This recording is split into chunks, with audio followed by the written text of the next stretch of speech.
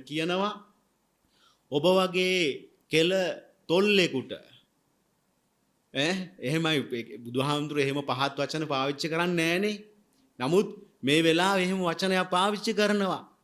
මහා කණු වගේ රහතන් වහන්සේලා සරියොත් මහරහතන් වහන්සේ, මුගලන් මහරහතන් වහන්සේ, මහා කාශ්‍යප මහරහතන් වහන්සේ වැනි මහා කණු වගේ විරාජමාන වන බැබලෙන උත්තමයාණන් වහන්සේලා ඉදිද්දී ඔබ වගේ කෙල තොල්ලෙකුට මම මේ ශාසනයේ නායකත්වයේ බාර දෙයිද?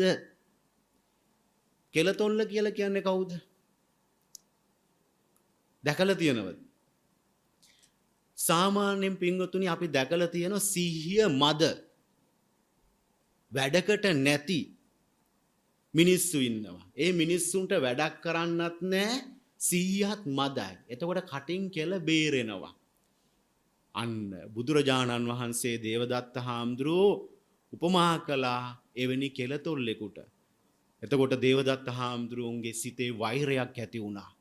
බුදුරජාණන් වහන්සේ කෙරෙහි ද්වේෂයක් ඇති වුණා.